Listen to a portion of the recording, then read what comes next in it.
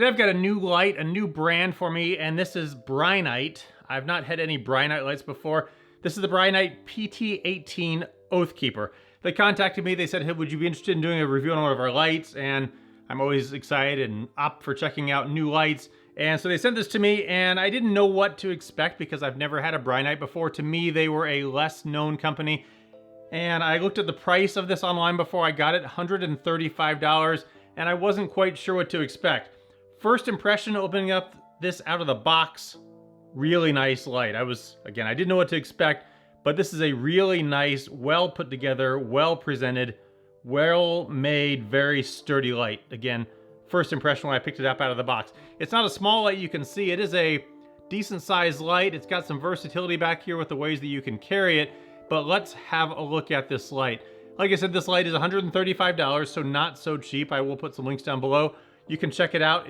It comes in two colors, black and desert tan. This desert tan has a bit of a kind of pewter, silverish tint cast to it. So not a super tan desert tan, but kind of a nice look, more of a silvery tan.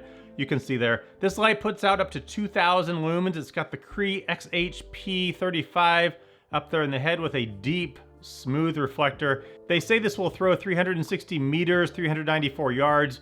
We'll take this outside later and have a look at that. It is IPX68 rated as opposed to IPX8 rated like a lot of other lights are. So they've protected this for both dust and water. It will run either an 18650 or 2CR123 batteries, and it will recharge those with the spot right here with the magnetic charger that I'll show you. Now before we get into the light itself, let's look at some of the stuff that this light comes with. It comes with a lanyard, and this lanyard has a way that you can cinch it down on the back here. So if you want to put it on your wrist and then cinch it down, you could do that, like so. It has the braided design up on the front here, and then you can attach it to the light right there if you want to put that onto the light and carry it that way. It is a nice lanyard, kind of a higher quality lanyard than I've seen on some other lights with this braided design. It's going to take just a little bit of effort though, as you can see, to get it on and off. There we go. Comes with some extra O-rings in case they go bad. Comes with the charging cable. This is the proprietary magnetic charging cable. And a lot of lights are starting to come up with these proprietary cables, and the way it works is the charging port is right there. It just zoop, connects right onto that. When you plug it in, it will light up orange when it's charging and then green when it's fully charged. Comes with a belt clip case, and this is a different kind of more, I'm going to say again, higher quality case than I've seen with some other lights, and this has some different features than other lights that I've seen. The back of it, instead of just having that Velcro piece that opens up, it has this plastic belt clip so that you can mount that onto your belt. And then when you open it up, the light, which can either have this large ring on it or not, I'll show you can take it off, goes into the case here, and it fits down. There's a cutout in the case so that that ring can go right down in there. And then you close the case.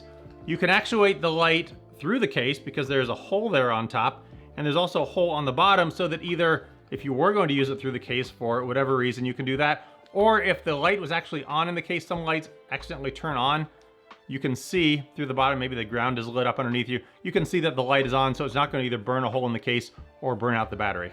One of the uses I also discovered with this belt clip case is that you can angle it forward about 45 degrees, turn the light on to maybe one of the lower brightnesses, and it acts as a headlamp of sorts by illuminating the ground in front of you. And at those lower brightnesses, you get a long runtime out of it, so it acts as a head-free, hands-free headlamp or belt lamp, as the case may be. Kind of a neat side use for it. On the side of the case here, there is a spot where you could keep an extra battery if you wanted to carry that with you. The instruction manual that comes with this is also a little bit different. It comes with this lanyard design to it, and then you just flip through it like so. There's a lot of good information here. The user interface on this, while it's pretty straightforward, does take just a little bit of learning, and so I do recommend reading through this. Some good information on there. Let's get a little closer look at the light here. There's two ways to turn this on and off. On the back, there are two buttons, a primary and a secondary, and then there is a side button, and both of them can actuate the light in several different modes. Taking the back of it off, there is this large ring here, and when you take this off, you can remove this ring if you like. Ring comes off like this. I've seen in other videos where people could mount the ring in several different angles.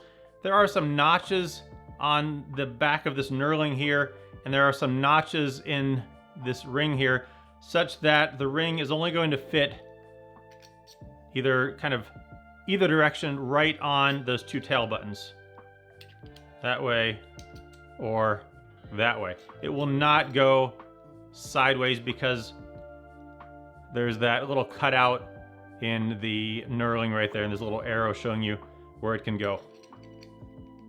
You can take it off if you want. There's also this ring here, this sort of the cigar ring, and if you didn't want that, you could take that off as well. The battery that comes with it is a Brinyte 18650. As I mentioned, you can also use two CR123 batteries, 3100 milliamp hours.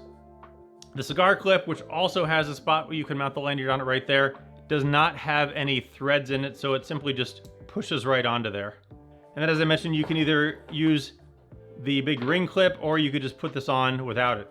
Going forward here, there's a pocket clip. The pocket clip is removable if you don't want that. Moving forward to that, there's the side switch and the charging port, and then forward to that, some light knurling on the head. The bezel here is removable if for some reason you don't want that, but it's not exactly like a knurled fighting bezel. It's just kind of lightly got some stuff on it there. So personally, I would probably leave that on there. But if you don't want it, it does come off. Inside the head there, like I showed you before, that Cree XHP35 LED, putting out up to 2000 lumens. Now, some techniques that you could do with this large ring here. If you were going to use it with one of these things, I'm not going to say the name because God knows YouTube will hear it and not put ads on this video or something, but if you're going to use it with one of these and you were going to do a cigar type method to clear rooms, you could do this. You can hit it there with your thinner eminence and the light's coming on, and you can turn the light on by full clicking it. However, I've discovered that if you're just pressing it there with your thinner eminence trying to clear rooms, I'm trying to click it all the way on and it's not going on. So you're going to get a pretty good use for clearing rooms with this for momentary. Again, I'm trying to click it on. You do run some risk of actuating the strobe, which is the secondary button that I'll show you. But again, if you want to use it for rooms like this, that could work pretty well with this thing. Also, when it's in your pocket, this would make an easy way to grab it up out of your pocket, especially if you're going to put it in your non-dominant hand to go with this thing. Pull it up and it's right there. So quick and easy out of your pocket to do that. So there's a use for that. Personally, if I was going to carry this, I might take that off just because it is kind of big. Again, depending on how you're carrying it. If you're going to carry it in the belt clip case, not a big deal. The pocket clip will rotate around and you can just take that off also if you want, again, depending on how you're carrying it. Looking now at the way this light functions with the two different buttons here, the tail buttons and the side button. The tail buttons, like I mentioned, there's a primary button and a secondary button. And this light has always instant access to turbo with that primary button. And you can half press it or you can full press it and leave it on and that's getting warm. Also, the secondary button gives you instant access to strobe. When the light is on, hit that secondary button and after a second or so, it will go into the strobe. And then you can click it back, it goes back to that primary. When the light is on, pressing the secondary button will cycle through the brightnesses. And then you can turn it off with the primary button. So primary on, always to turbo. Click it on, and then cycle through with the secondary button. From off, momentary to strobe, momentary to turbo.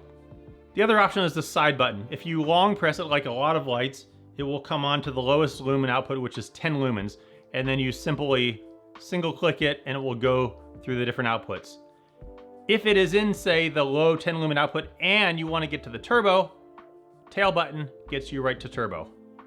So that's on, does have the mode memory. So there it is off on, say, the third brightness, the high. You press it for about a second and it turns off. Turn it back on and it comes on to whatever you turned it off on. Long press it and it goes off. If it's on and you want access to the strobe, again, that tail button, and then it turns back off after that. Briefly going over the outputs of this, 10 lumens for 31.2 hours, 60 lumens for 15.5 hours, 450 lumens for 2.5 hours, and 2000 lumens it will do for 1 minute, and then ramps down to that 450 and will do that for another hour and a half. Now when you turn the light on, you can see that this lights up here. Solid green means it's 70 to 100% charged, orange 30 to 70%, red 10 to 30, and flashing red is less than 10%, so that gives you an idea of the charge state of it. Let's take it outside now and have a look at this in the dark. Starting with turbo. See kind of medium flood and spill here. Looking at it down in the distance there, it starts to dissipate after a while. It's not what I would call a super thrower. There is some particulate in the air tonight, but going over here, you can see pretty focused on the trees there.